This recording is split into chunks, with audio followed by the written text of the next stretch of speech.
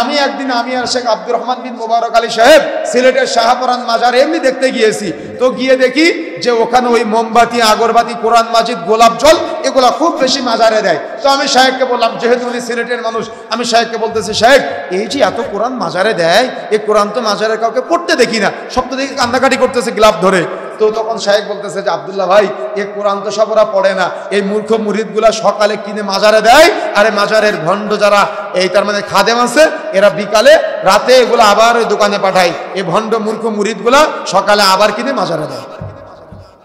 কথা কি বুঝতে পেরেছেন? এই প্রক্রিয়া বা এই খেলাটা চলতেছে।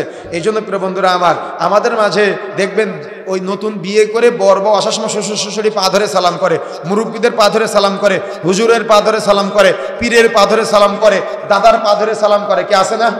আছে এগুলা? আছে না? বিভিন্ন জায়গায় দেখেছেন পা ধরে সালাম করা। আচ্ছা, আমি আপনাদের কাছে প্রশ্ন করি, সালাম যদি আমি আপনাদের দিই আসসালামু আলাইকুম, এর অর্থ কি হবে? জবাব কি হবে? হ্যাঁ, জবাব কি হবে? জবাব ওয়া আলাইকুম আসসালাম ওয়া রাহমাতুল্লাহ। তুমি একটু বাড়ায় বলতে হবে।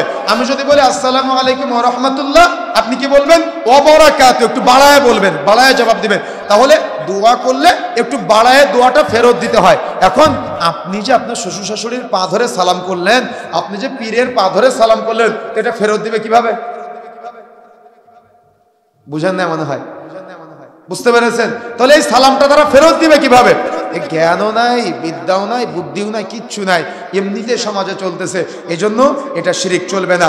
দেখবেন ওই যখন কোনো ব্যক্তি, আপনি প্রথম দোকানে যান, প্রথম দোকানে যখন যাবেন, দোকানে যাওয়ার পর প্রথম কাস্টমার বা সন্ধ্যার পরে প্রথম কাস্টমার, আমাদের সমাজে আসে না, দোকানে গেলে প্রথম কাস্টমার যিনি, যখন আপনি 10 টাকা বা 100 টাকার নোটটা দিবেন, তখন ওই টাকাটা নিয়ে কপালে ছোঁয়।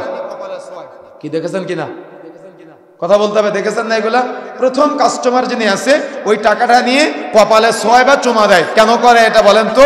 ভাবে ওই টাকা তার সারাদিনের বরকত বাড়াবে। এটাও শিরিক।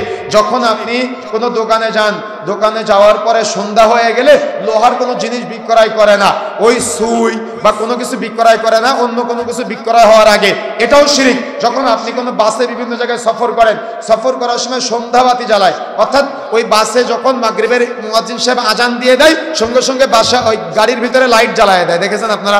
এটা খেয়াল করবেন আজকে দেখি। অর্থাৎ ধারণা হলো সন্ধ্যাবাতি জ্বালানো, এগুলা হিন্দুদের কাছ থেকে এসেছে, এগুলা শিরিক, এগুলা চলবে না। এরপরে আসেন জীবিত পীরের কাছে ওসিলা কামনা করা। আচ্ছা, ওসিলা কি কোনো পীর হতে পারে? ওসিলা কোনো পীর হতে পারে? কোনো পীর হতে পারে না। জীবিত বা মৃত কোনো পীরকে ওসিলা মানা বা ওসিলা তালাশ করা, এগুলা শিরিক। ছবি মূর্তির পূজা করা, প্রাণীর চিত্র অঙ্কন করা বা বাবার ছবি ঘরে ঝুলায় রাখা বা মূর্তি নির্মাণ করা, এগুলা সব শিরকে আকবরের আওতায়। কিন্তু বাংলাদেশের মানুষ যে বুঝে না, এই জন্য শিরকের সাথে জড়িত।